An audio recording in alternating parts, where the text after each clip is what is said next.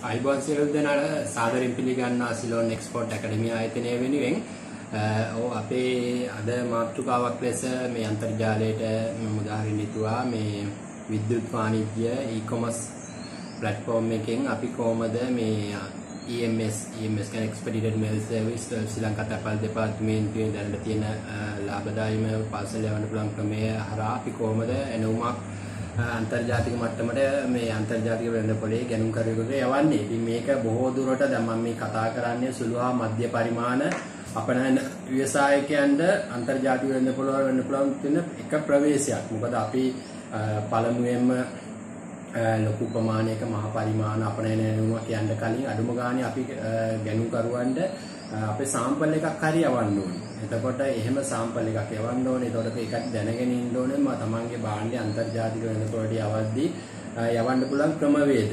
එකක් තමයි අපිට සුජුව යූස් කරන්න පුළුවන් මේල් සර්විස් එකක් කරා ගිහලා එතකොට අපි කියවත පොදුවේ නම් කරවොත් අපි ගොඩාක් කුරියර් සර්විසස් අන්තර්ජාතික මට්ටමේ ඒවා තියෙනවා. නමුත් ඒ වගේ අත්දැකීමත් අතර මගේ මේ CSC වැල්ලා ව්‍යාපාරම ලෝකෙ පුරාම වැනිලා සාම්පල් යවනවා, කුඩා ප්‍රමාණය එළවුම් යවනවා.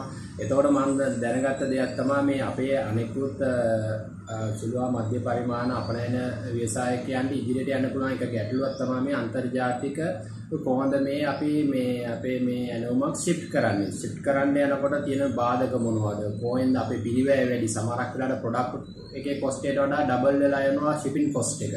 එතකොට අපිට එහෙම කරද්දී අපිට පුළුවන් මොනවද ක්‍රමවේද? දැන් ඒ අතරතුරේ මම යූස් කරන මේ EMS expedited mail service කියන සර්විස් එක ලෝකෙ පුරා වීදිලා තියෙනවා. යම් කිසි ශ්‍රී ලංකා තපාල් දෙපාර්තමේන්තුවේ හරහා යවන්න පුළුවන් ලෝකෙ පුරාවට. ඉතින් මේකට යම් කුසි දැනුමක් මඟ පෙන්වීමක් කරන්න තමයි අපි මේ උත්සාහ කරන්නේ. expedited mail service EMS සම්බන්ධව බොහෝ දෙනෙක් මගෙන් කට්ටිය විමසලා තිබ්බා කොහොමද මම නිතරම Facebook එකේ පළ කරනවා මම ජපානයට යවුවා ඩෙන්මාර්ක් වලට යවුවා ඕස්ට්‍රේලියාවට යවුවා ඉතින් කට්ටිය අහන එකට හැමෝටම ප්‍රයෝජනවත් වෙන්න තමයි මම මේ වීඩියෝ එක අන්තර්ජාලයට මුදා හරින්නේ මේකට බේස් කරගන්නේ මගේ වැනිලා ව්‍යාපාරය කොහොමද මම පොඩි කුඩා යනෙමු අන්තර්ජාතික මට්ටමින් යවන්නේ දැන් උදාහරණයක් විදිහට බලන්න චයිනා අපේ රටට eBay හරහා ඉතා පොඩි අයිටම් පවා යවනවා. ඉතින් මේම අපනයනය කියන එකේ පටන් ගන්න ඕනේ ඉතා කුඩා ප්‍රමාණයක් නැතුව එකවර ලොකු ප්‍රමාණයක් අපි යවන්න සීනමවාණී විදියට අපිට ඒක කරන්න හරිය ප්‍රායෝගිකව අමාරුයි. ඒ නිසා අපි බලන්න ඕනේ හැමෝම මේ අවස්ථාවේ අපි මේ ජාතික වැදගත්කම ලෙසන අපනයනය ඉතා කුඩා ප්‍රමාණයක් දැන් මමගේ ග්‍රාමීය තියෙන නිෂ්පාදන ඈත පිට ඕස්ට්‍රේලියාවේ ජපානයේ ඉන්න ශ්‍රී ලාංකිකයට යනවා කියන්නේ අපනයනය. ඒ රටේ තියෙන විහාර මුදලින් ඩොලර් වලින් අපිට ආදායම හම්බ වෙනවා නම් අපි එතනින් තමයි පටන් ගන්න ඕනේ. ඊට පස්සේ අපි මේකට අත්දැකීම් අරගෙන කොහොමද මේක කරන්න කියලා. ඉතින් මම අද උත්සාහ කරන්නේ සුළු හා මධ්‍ය පරිමාණ අපනයන ව්‍යවසායකයන්ට වැදගත් වෙන මේ EMS හරහා කොහොමද එළවුමක් යවන්නේ කියන එක සම්බන්ධව යම්කිසි ප්‍රායෝගික අත්දැකීම තුළින් ඔබට දැනුවත් කරන්න. මේකෙදි මම මේ මගේ වටපිටාව මම මේකට ගැලපෙන විදිහට පොඩ්ඩක් සාම්ප්‍රදායික හදලා තියාගත්තා. එතකොට අපි දැන් බලන්න ඕනේ පළවෙනියෙන්ම අපිට කියමුකෝ විදේශ ගැනුම් කරුවෙක් අපිට එකඟතාවය පර කරවුවා කුමන හේතුවක් නිසාවෝ හරි. මට ඔබතුමාලාගේ සාම්පල් එකක් එවන්න. මට ග්‍රෑම් 500ක් එවන්න 250ක් එවන්න. මේ අයිටම්ස් 5ක් එවන්න.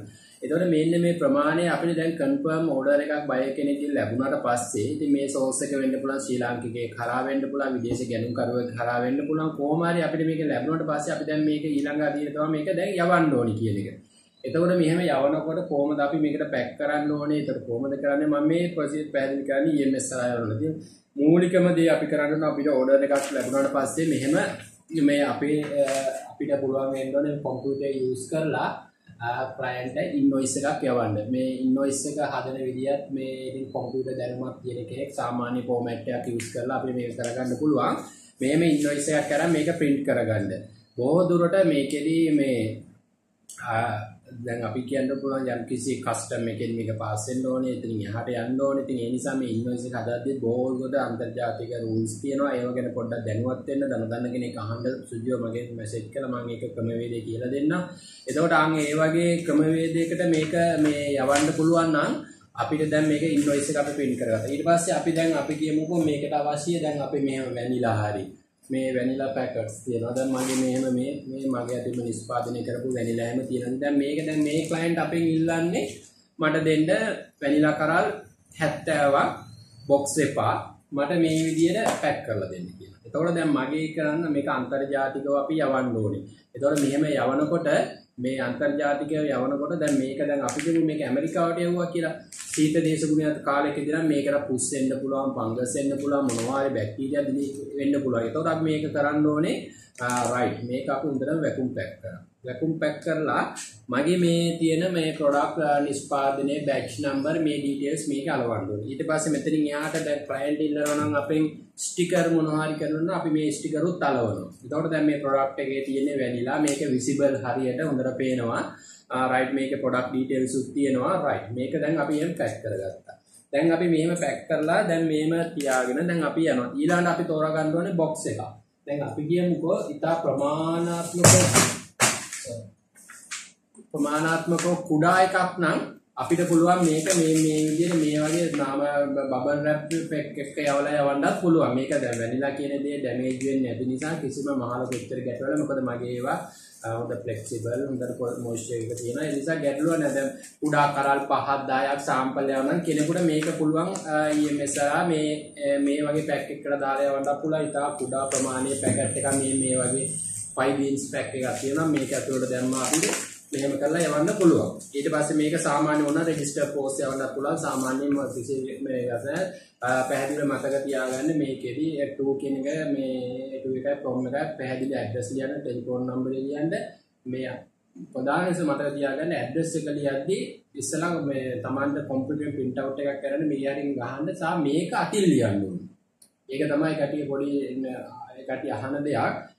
අතින් ලියන්න මතක තියෙන. හැබැයි ඒකම Tamanට පැහැදිලිව නැත්නම් පොඩි print out එකක් කරා මෙතනින් ගහන්න. එතකොට safety තියෙනවා. මේ පැත්තේ sender details තියෙනවා. මොනවා හරි ඒ ටික දාන්න පුළුවන්. ඊට අමතරව අපි කිව්වොත් එහෙම සාමාන්‍යයෙන් කිලෝ එකක් විතර යවන්න පුළුවන් box එකක් නම් මේ වගේ box එකක් තෝරාගත්තට කමන්නේ. මේ box ගන්න තියෙනවා තැපල් දෙපාර්තමේන්තුවේ LVPSA උද strong box එකක්. මේ box එකකට දාන්න ඊට පස්සේ මේ වගේ box එකකුත් ready කරගෙන දැන් හරියි. තව දෙයක් තමයි මේ වගේ box එකකට දාද්දි දැන් සමහරක් වෙලාවට අපි දැන් මේක මම මේ prepare කරලාම තිබ්බේ මෙහෙම prepare කරලා දැන් අපි මේකට වැල්ලා දැන් මෙහෙම කරලා දැන් අපේ වැල්ලා ටික අපි දානවා. මේව වැල්ලා පැකේ එක දැම්මට පස්සේ දැන් ඔබට පේනවා මෙතන හිඩසක් තියෙනවා. ඒතකොට දැන් මේ හිඩසේ යාප්‍රේ එකේ යද්දි පොඩ්ඩක් මේවා වෙන නිසා අපි දැන් මේකට මේ වගේ රිජිෆෝම් කැල්ලක් අරගෙන මෙහෙම තියලා මේකේ රිජිෆෝම් වලින් ෆිල් කරලා මෙහෙම තියලා මේව කරන්න පුළුවන්. එතකොට මතක තියාගන්න මේ බොක්ස් එක මේ විදිහට අරගෙන රැප් කරලා අරන් යන්න එපා. මේක දැන් අපි කියමු විලාන අපි තකල් දෙපාර්තමේන්තුවට යන්න ඕනේ. එතකොට ඒ කට්ටිය අපි රැප් කරලා යන එක අරගෙන EMS එකට ගෙලින්ම දාන්නේ නැහැ. ඒ කට්ටිය කරන්නේ රයිට් මේකේ තියෙන්නේ මොනවද කියලා අහනවා.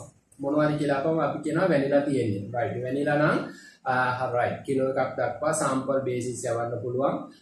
ගැටලුවක් නැහැ. හරි එහෙනම් කස්ටමර් ඔෆිසර්ට ගිහිල්ලා මේවා කරගෙන ඉන්න කියලා ඒ කට්ටිය අහනවා. ඒක ඇත්තට කස්ටමර් ඔෆිසර්ස්ලාට අපි මේක අරගෙන පෙන්නන්න ඕනේ. ඉතින් මේක අපි පැහැදිලිව මේ කුඩා ප්‍රමාණයෙන් යවන්නේ සාම්පල් ඇලුමක් කියලා කස්ටමර් ඔෆිසර්ට කියපුවාම මේක නීති විරෝධී දෙයක් නෙවෙයි. ඉතින් මේ කට්ටිය මේක යවනවා. එතකොට එයා එකට කරන්නේ ඊට පස්සේ දැන් අපිට EMS වලදී දෙනවා මේම EMS slip එක. මේ slip එක carefully pull කරන්න. ඉතින් මෙතන තියෙනවා මේ address, label, city address ඒ ටික ඔක්කොම දාන්න ඕනේ. මේ තමයි යවන එක්කෙනාගේ. මෙතන තියෙනවා receiver ගේ address එක, city එක, postal code, country, email මේක client ගෙන් ලැබුණු විදිහටම fill කරන්න. මෙතන තියෙනවා තමන්ගේ product description එක දාන්න. ඉතින් quantity එක, rate එක, rupees cost එක ඒ ටික දාන්න. ඒක මම අර invoice කරනවා කියපු details විදිහට දාන්න. ඊට පස්සේ මෙතන තමන්ගේ date එකයි signature එක දාලා මේකේ තියෙනවා කොළ පහක් තියෙනවා. මේක සාමාන්‍ය ඊට පස්සේ ඊළඟට දැන් මේක අපි කියමුකෝ දැන් මම නම් නුවරට යන්නේ කස්ටමර් ඔෆිසර්ට පෙන්නපුවාම එයායකට මෙතන සිග්නේචර් එක දාලා කස්ටම් එකේ සීල් එක මේ කොළ පහේම ගහන්න කියනවා. ඊට පස්සේ මේ කොළ පහේම ගාපුවාම රයිට් මේක කස්ටම් එකෙන් අපි පෙන්නලා ටූල් එකක් අරගෙන ආවා. ඊට පස්සේ අපි මේකට මේකක් දාලා ඉන්වොයිස් එකක් තියලා මතක තියාගන්න ඉන්වොයිස් එකක් සාමාන්‍ය මේකට දානවා නම් මේකට මුදල එන්වෙලොප් එකකට දාලා ඉන්වොයිස් එකක් දාලා අපි මේක අරන් ගිහලා තපල් දෙපාර්තමේන්තුවේ රැපින් සෙක්ෂන් එක තියෙනවා. ඒ කට්ටියට මෙහෙම පිටින්ම රැපින් එක මේක පිටින්ම අරන් ගිහලා දීපුවාම ඒ කට්ටිය හොඳට මේක ඇතුලේ බලලා අර කස්ටම් සීල් එකත් බලලා ඒක රැප් කරලා දෙනවා. රැප් කරලා දුන්නාට පස්සේ රයිට් එතනින් ඒක පාස් එතන රුපියල් 40ක් 50ක් වගේ මුදලක් ගන්න එක කට්ටිය රැප් කරලා ඒකට ටේප් කරලා ඒක කරලා දෙන්න. ඊට පස්සේ මේක අපි EMS කවුන්ටරේට අරන් යනවා. දැන් මෙහෙම ඒ කට්ටිය අපිට රැප් කරලා මෙහෙම දුන්නා. මෙහෙම අපේ බොක්ස් එක දුන්නා. මෙතන ඇඩ්‍රස් එක පැහැදිලිව ලියන්න. පැහැදිලි අත්තක් ලියන්න. වඩා හොඳයි තව print කරලත් මෙතනින් එක්කුත් ගහන්න. එතකොට වඩා shape එකෙන් මේ පැත්තේ send details යවන්න. මතක ඇතුළේ ටෙලිෆෝන් නම්බරේ ඇඩ්‍රස් එක අර country එක ලියන්න. send එකේ ඇඩ්‍රස් ලියද්දි ශ්‍රී ලංකා කියලා දාන්න. තමන් කොහේ ඇඩ්‍රස් එකක් කමන්නේ. මේක දුන්නාට පස්සේ දැන් EMS එකට අපි යනවා.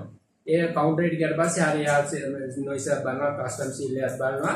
අතනින් check කරලා කියලා බලන හරිය ඒ කට්ටිය මේ කට්ටිය ඊට පස්සේ බර කිරනවා. දැන් බර කිරනකොට දැන් සාමාන්‍යයෙන් ඊට පස්සේ මේකට rate එකක් apply කරන්න ඕනේ. එතකොට දැන් ඔබතුමාලාට ගිහිල්ලා බලන්න පුළුවන් මේ ශ්‍රී ලංකා EMS rates කියලා ඉන්ටර්නෙට් එකේ ගහපුවම සාමාන්‍යයෙන් මේ විදිහට rates වැටෙනවා. මේ Google sheet එකත් මේ PDF එකක් තියෙනවා. මේකේ මේ EMS rate කියන එක වැටෙනවා. දැන් මම print out එකකුත් අරන් තියෙනවා. අපි මේක සරල උදාහරණයක් විදිහට මේ box එක පහුගිය කාලේ මම යවුවේ ජපානයේට. ඉතින් දැන් මේක කිරද්දි මම plan කරගන්නවා ඒ කට්ටිය charge කරන්නේ සාමාන්‍යයෙන් මෙන්න මේමයි rates තියෙන්නේ. up to 250 grams. gram 250 දක්වා. gram 250 500ත් අතර 500ත් අතර එතනින් එහාට වැඩි වෙන සෑම ග්‍රෑම් 500කට තමයි එකට charge කරන්නේ. දැන් අපි කියමුකෝ අපි ග්‍රෑම් 250ක් අදියර මේක හදාගත්තා. මේකේ 251ක් වෙන්න බෑ. මේ ප්‍රිපින් එකයි ටැබ් එකත් එක ඔක්කොම 250ට අඩු වෙන්න ඕනේ. එතකොට තමයි අපිට මේක දාගන්න පුළුවන් වෙන්නේ 250ට අඩු එකට. දැන් මේකෙදි මම උදාහරණයක් කරවුවා. දැන් මේක මම plan කරගන්නවා කිලෝ 1. කිලෝ 1ක රේට් එක මේකේ මේ ජපාන් වලට right පොඩ්ඩක් ඉන්න ජපාන්. එතකොට කිලෝ 1 රේට් එක වෙලා තිබ්බේ 3275යි. මම ජපානයේ කිලෝ එකක් කියවන 3275යි. දැන් මේ රේට් එකම අපි අරන් ගියොත් අනිත් කුරිය ජාත්‍යන්තරයවත් එක්ක බොහෝ දුරට දෙගුණයක් හෝ තුන් ගුණයක් විතර වැඩි කියලා මම අනිවාර්යයෙන්ම දන්නවා. ඒ නිසා මේක සාපේක්ෂව මේක තමයි අපේ තුලා මධ්‍ය පරිමාණ කට්ටියට කරන්න පුළුවන්. නමුත් කැමති කෙනෙක් කෙන ඉක්මනින් මේක දැන් මේක මම කියන්නේ එක්ස්පෙඩිටර් මෙසේජ්. දැන් මේක මම අද Facebook එකේ දැම්මා. මම 22 වෙනිදා පාර්සලයක් එවුවා ජපානයට. ඒ 28 අද වෙද්දි ඒක ලැබිලා. එතකොට සතියක් සාමාන්‍ය මේ කොරෝනා ඩිලේ එකත් එක්ක සතියක් කියන්නේ උද්දටම හොඳයි. එතකොට අපිට මේකත් අරක වගේම තමයි ක්වික් ඉතින් මේ නිසා කොයි මේ සර්විස් එක සතියක් ඇතුළත යන්නේ. ඉතින් මේකත් හොඳයි 3275යි. මේකෙදි මම ඊට පස්සේ plan කරුවා මේකේ තියෙන ප්‍රොඩක්ට් කොච්චරද මේක මතක තියාගන්න. මේක ඇතුලේ දැන් මේක බරයි ඔක්කොම ගණන් කියන්නේ ඉන්වොයිස් උයි. එතකොට මේ box එක සාමාන්‍ය මේ box එක ග්‍රෑම් 150ක් විතර බරයි. empty box එක. ඊට පස්සේ අපේ ප්‍රොඩක්ට් එක plan කරගන්න ඕනේ ග්‍රෑම් එතකොට 800ක් වගේ ප්‍රමාණයද. එතකොට box එකට wrapping එක stapler ඒවත් එක්ක තව ග්‍රෑම් 200ක් විතර තිබා මම ගාන්න ග්‍රෑම් 975කට මේක plan කරගත්තා. ඒතර මම කිලෝ 1කින් charge බැරි වෙලාවත් හිතන්නේ මේක තව පොඩි ප්‍රමාණයක් මේ wrapping එක නිසා ග්‍රෑම් කිලෝ එක පැන්නා නම් මම additionally රුපියල් 675ක් රුපියල් 500ක් දෙන්න ඕනි කිලෝ ඒ box එකට. ඒතර ඒක මට පාඩුයි. ඒ නිසා මම බොහෝදොට plan කරගන්නවා කලින්ම කිලෝ 1යි නම් box එකේ බර කොච්චරද මේ ටික බර කොච්චරද. මේ විදිහට මේකේ තියෙනවා මේ rates ඔක්කොම තියෙනවා. ඕන කෙනෙක් ඕන නම් මගෙන් අහන්න කතා කරලා නැත්නම් EMS website එකට යන srilankapost.go.lk කියන එකේ තියෙනවා මේ rates. මේක අප්ඩේට් කරලා බලා ගන්න. Tamanට අදාළ මේ ආජන්ටිනා ඒ අකුරේ ඉඳන් අදාළ රටවල් ඔක්කොම තියෙනවා. හැබැයි මේකෙදි සමහරක් රටවල් වලට EMS බාර ගන්න නැහැ. මම හිතන්නේ මේ බොට්ස්වානා වලට තියෙන සමහරක් රටවල් වල පරිමාවේ සීමාවක් තියෙනවා. කිලෝ 20ට වැඩිය මේ ඕස්ට්‍රේලියාවේ කිලෝ 20ට වැඩිය බාර ගන්න. ඉතින් මේ රේට්ස් වල අප්ඩේට් කරලා තියෙනවා ඒකට. ඒ අතර time to time එතෙන්ට ගියාට පස්සේ ඒ කට්ටිය කියන දේවල් වලට අපි යටත් වෙන්න ඕනේ. එහෙම කරලා තමයි යවන්නේ. ඊට අමතරව දැන් මේ තියෙනවා මම සාමාන්‍ය කිලෝ 3-4ක් 5ක් විතර යවද්දී මම භාවිතා කරන box එකක් තමයි මේ. ඉතින් මේ වගේ ලොකු box උනත් භාවිතා කරන්න පුළුවන් තමන්ගේ ප්‍රමාණය අනුව මේ හොඳ heavy. ඒකට අමතරව මේකට මතක තියාගන්න මේ රිජිෆෝම් box වගේ දාන්න රිජිෆෝම් කැඩ් වගේ දාන්න. එතකොට හොඳ ශක්තිමත්ව තියෙනවා. ඉතින් මම දැන් කියන්න උත්සාහ කරාවේ දැන් එතකොට EMS එතකොට මතක තියාගන්න ප්‍රධාන ලෙසම මේ ස්ලිප් එක සයින් කරගන්න ඕනේ. ඊට අමතරව මේ ඉන්වොයිස් එක තියෙන්න ඕනේ. ඊට අමතරව මේ රේට්ස් ගැන තමන් අවබෝධයක් තියෙන්න ඕනේ. විශේෂයෙන්ම රේට්ස් ඩොලර් 100ට වඩා අඩුවෙන් පොඩි ඉන්වොයිස් එකක් දාන්න. එතකොට ඒ කට්ටිය දැන් තව දෙයක් තියෙනවා ප්‍රමාණාත්මකව තව ලොකු දෙයක් තමයි දැන් ඕනම රටක අන්තර්ජාතික මට්ටමේ පරිභෝජනය සඳහා හෝ සාම්පල් පර්පස් සඳහා ඕනම දෙයක් සාමාන්‍ය කිලෝ එකක් දෙකක් වගේ ප්‍රමාණයක් විතර කස්ටම් රෙගියුලේෂන්ස් එහෙම නැතුව යවන්න පුළුවන්. දැන් අපි ජපානයේ ගත්තොත් එහෙම ජපානයේ කස්ටම් වැනිලා වලට 0 ටැක්ස් රේට් එකක් තියෙන නිසා අපිට ප්‍රශ්නයක් නැහැ.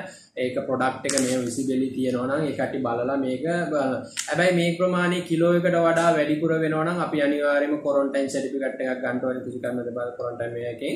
ඒක අරගෙන සර්ටිෆිකේට් එකත් එක්කම යවන්නේ කිලෝ එකට වඩා. ඒතකොට දෙපැත්තටම සේෆ්ටි එකක් තියෙන. ඒක කස්ටම් එකෙන් චෙක් කරවුවත් අපි දන්නවා මේක හොඳට මේ ලංකාවෙන් චෙක් වෙලා වෙලා තියෙනවා තියෙන එක. දැන් මම ජර්මන් වලට කිලෝ 2 ඕඩරයක් තියෙන. ඒකට මම අනිවාර්යෙන් ක්වොරන්ටයින් මෙයාගේ සාම්පල් එකක් යවද්දී සාමාන්‍ය කරල් කීපයක් යවද්දී ඒ කට්ටිය එක වැඩි එකක් කරා. නමුත් මට කියන්නේ කිලෝ එකට වඩා දෙකට වඩා වැඩි එකට වඩා වැඩිපුර නම් අනිවාර්යෙන් ක්වොරන්ටයින් සර්ටිෆිකේට් එක ගන්න. මට ලේටස්ට් අප්ඩේට් එක තමයි කට දුන්නේ. අනිත් එක තමයි මේ EMS රහය යවද්දී කිලෝ 30ක් දක්වා යවන්න පුළුවන්. අර කියන රේට්ස් කැටගොරයිසේෂන් එක අනුව දැන් මේකේ තියෙන්නේ කිලෝ 1 දක්වා රේට් තිබිලා එතන වැඩි වෙන සෑම කිලෝ ග්‍රෑම් 500කටම ඒකට මේ charge එක අය කරන වෙනම rates තියෙනවා. ඊට පස්සේ 10 kg දක්වා තියෙනවා, 20 kg දක්වා, 30 kg දක්වා තියෙනවා. ඒ rates මේ ඉන්ටර්නෙට් එකෙන් ගන්න පුළුවන්. දෙපාර්තමේන්තුව මතක තියාගන්න සාමාන්‍ය පිටරටකට බඩුවක් කරනවා විශේෂයෙන්ම කස්ටම් එකෙන් සයින් එක ඕන මතක තියාගන්න හැම පෝස්ට් ඔෆිස් එකකින්ම යවන්න බෑ. බෝඩ් මේ කුරුණෑගල නෑ ඒක කස්ටමර් සීල් එකක් ගාගෙන ඉතින් අපි නුවරට යන්න ඕන නැත්නම් කොළඹට යන්න ඕන. මම දැන් දකුණු පැත්තේ තියෙනවා කස්ටම් ඔෆිස් එකක් තියෙන තැපැල් දෙපාර්තමේන්තුව තියෙනවා ඔෆිස් තියෙන. ඒකට ගිහිල්ලා ඒ මේ අන්තර්ජාතික මේකට කරන්න ඕනේ.